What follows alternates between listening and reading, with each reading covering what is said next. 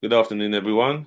Another episode of Equal Start, Unheralded Heroes. And today I welcome on Mr. Craig Pickney, How you urban youth doing, sir? specialist. What doctor now as well, isn't it? Yeah. I'm on, I'm Serial on, I'm on route. entrepreneur. I'm on route. I'm on route. I'm a few months out. I am en route. Hopefully this time next year I'll have the official title, but I'm on the last lap. I'll put it like that. How's the journey been with all that? It's been a hard one. Um, Mainly because when I started the PhD journey, I was a full-time lecturer at one of the universities in Birmingham. And then when I left the university to start Solve, the PhD wasn't essentially my priority at the time because business and getting staff and trying to conquer the world became the primary thing I wanted to do. Then I got hit with COVID, and then the whole world shut down, if you remember. Yeah, go. That took 2 years out of my studies, and then 2021, I lost my beloved auntie in a fight to cancer.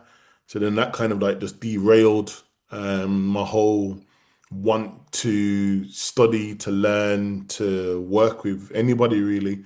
And I guess after getting out of that dark moment, I took a year out of studies, got back to it. So the journey's took me 6 years. So I'm currently on my sixth year of doing this. I could have done it in four, but I think that grace of COVID and also dealing with the bereavement of my aunt. Yeah, has put me to where I am now. So as I said, I'm on a really good run at the minute. And as I said, hopefully this time next year I'll have the official title. Mm. So, what inspired you to get into your line of work? Because I know you started off, you said, close to the grassroots before you Um, went to the academic part I of wouldn't say your there was one particular trigger point. As many people know, I grew up in a family of activists, community workers. I guess as a young teenager, I never really seen the need to want to do what they did. It was just, popularity of a well-known family in my local community that done good and positivity. But I guess when I kind of experienced my own challenges within the education system and my experiences in education as a whole, I guess led me to ask a series of new questions. And one of those questions were, what can I do as a member of the community to kind of disrupt some of the things that I was seeing amongst our young people? And it was that turned me into wanting to become a youth worker. And after doing my undergraduate in youth and community studies at De Montfort University, my first job, even though whilst I was at university, I did loads of placements at connections and community hubs and numerous grassroots organizations. It was until I finished my degree in youth and community studies that I got my first official job working for Birmingham Youth Service, which is a part of the local authority. And I think that then opened the kind of door into another level of inspiration.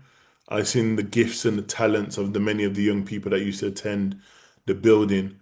But I guess my curiosity was why couldn't I save many of them? Because a lot of them had left the youth center to join groups, or if you want to use the word gangs, many of them ended up, I guess, exploiting other young people in the community. And a lot of them ended up going jail. A lot of them ended up in mental health institutions. A lot of them had got shot or stabbed, and some of them died to violence. And I guess that curiosity pushed me then into wanting to do a degree in criminology.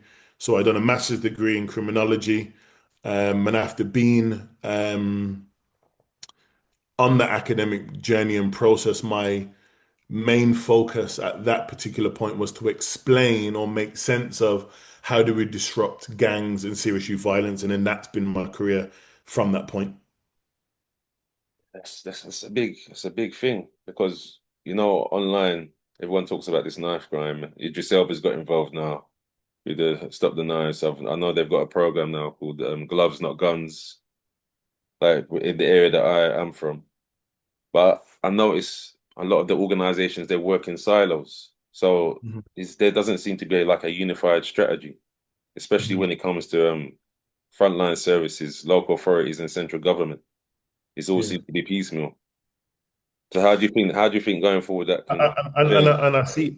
and I see that, and I guess the counter narrative that I would position that statement is one of a lot of what we're seeing um, is has been purposely created in order for it to function that way.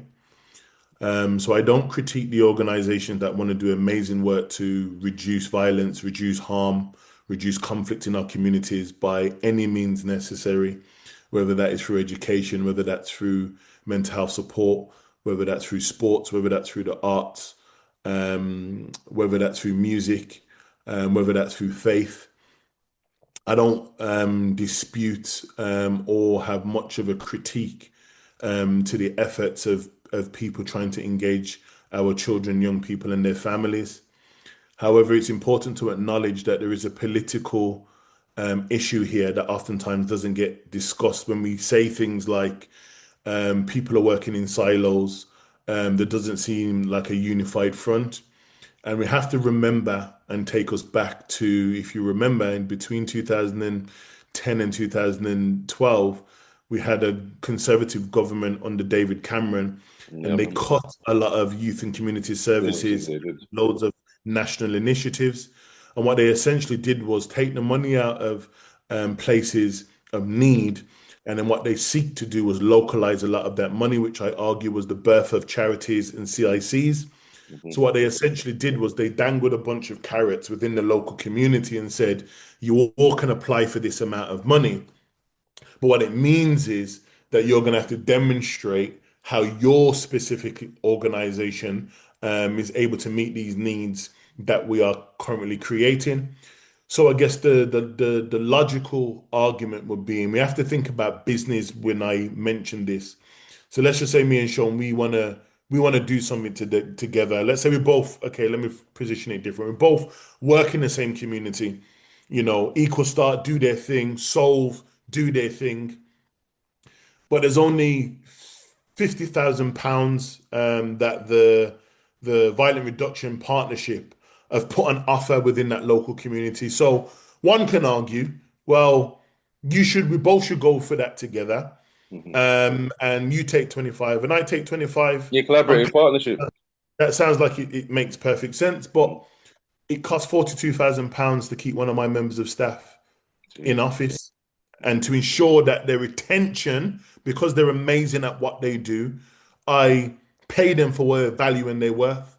So now I've put that number into the equation that's going to make possibly an organization like mine think, well, do I want to go for the 25 grand in partnership with yourself? Or do I want to focus on the 50K that will enable my member of staff that I don't have them on part-time, short hours, when then at some point they're going to look and say, well, there's an opportunity in the local authority, there's an opportunity over here that's going to pay me my Gotta £42,000. And move. even though I got love for you, I've got bills to pay, I've got children to feed, and Mm. and so on and so forth. So I always like to put that into context because I think sometimes we have these discussions and we ignore the political sphere that sometimes create those environments. Now, of course, um, there is room for partnership and consortium, and I guess where I am, I would love to work in partnership with organizations, but it's because I've built myself to a point or us to a place where we're able to do that.